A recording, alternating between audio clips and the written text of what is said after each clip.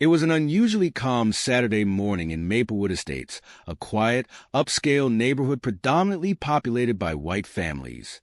The air smelled of freshly cut grass, and the sidewalks were filled with children riding their bikes, their laughter ringing through the neighborhood.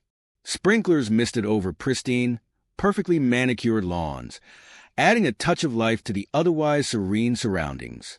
It was one of those neighborhoods where everyone went about their own business, keeping to themselves, well, almost everyone. And then there was Karen Whitman. Where are you watching this from today? Let us know in the comments below. Karen, a middle-aged woman with a sharp nose and an even sharper attitude, had a reputation for keeping a close eye on things. She was proud of her role as the neighborhood's unofficial watch, always peering out of her window to see who came and went. Her watchful eyes missed nothing. If she noticed something off, there was no hesitation. She'd pick up the phone in an instant. So when Karen saw a black man unloading boxes from a luxury black SUV and carrying them into the house next door, her alarms immediately went off.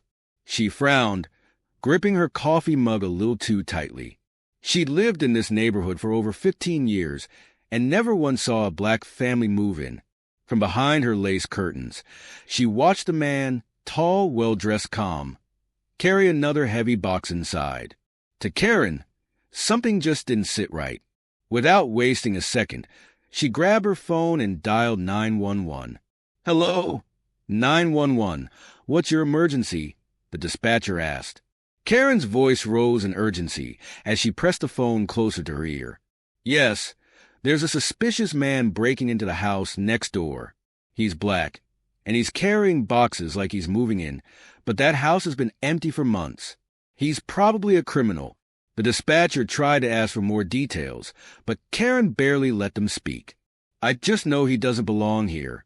You need to send someone right away before he steals everything." Sighing, the dispatcher followed protocol, dispatching officers to the scene. Within minutes, 2 police cruisers pulled into the neighborhood, sirens off but lights flashing.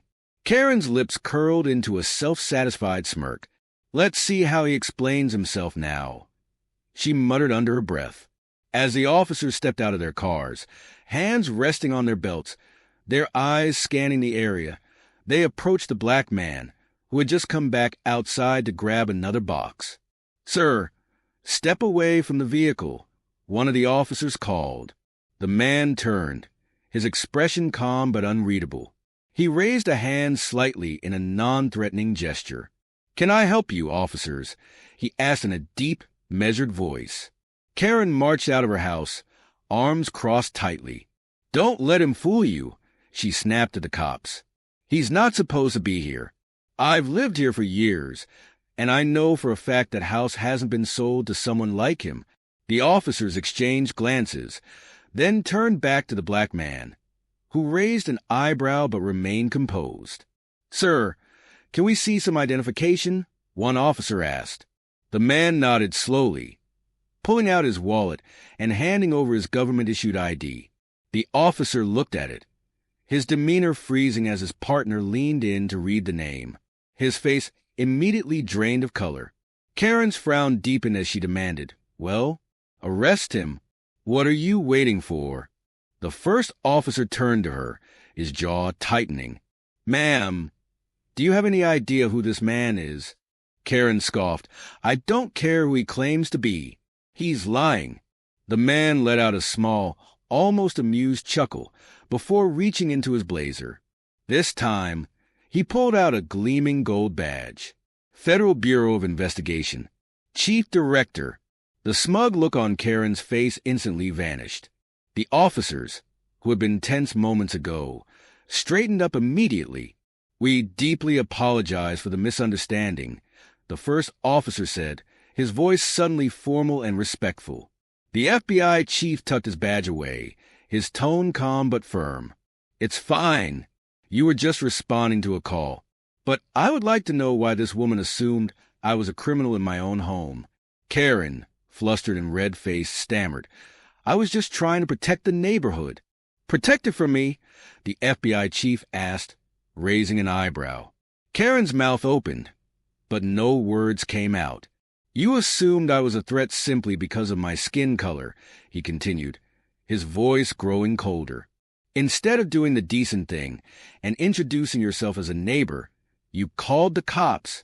Karen, clutching her pearls, tried to defend herself. That's not true. Do you call the cops on every new neighbor? The FBI chief interrupted, tilting his head. She froze, unsure of how to respond. One of the officers sighed and turned to Karen. Ma'am, filing false reports to 911 is illegal. If you do this again, you could face criminal charges. Karen's mouth dropped open. I was just trying to help. The FBI chief turned toward his house, completely unbothered. Well, now you've got the authorities involved, he said smoothly. And I don't think you'll be helping anyone anytime soon. With that, he walked inside, leaving Karen standing there, humiliated and speechless. Within hours, the incident spread like wildfire. Several neighbors had recorded the entire ordeal on their phones, uploading the footage to social media. By the next morning, the video had gone viral. The community was outraged. Karen had embarrassed herself, and now she was infamous as the woman who called the cops on her own FBI chief. The HOA board immediately called an emergency meeting, with neighbors demanding action be taken. Some even suggested that Karen should be kicked out of the neighborhood, once the self-proclaimed protector of the area. Karen now found herself at the center of cold stares and whispered conversations. Neighbors who used to greet her on morning walks now turned away. Some went out of their way to avoid her altogether. As for the FBI chief, life went on as usual for him. He continued to live without concern, unbothered by the drama. He had earned his place in the neighborhood, in the city, and in his career, and no one, certainly not Karen, was going to take that from him. Because, in the end, justice had already been served. If you enjoyed this story, don't forget to like, comment, and subscribe for more stories that remind us of the importance of humility, respect, and understanding one another. Thanks for watching, and have a wonderful day.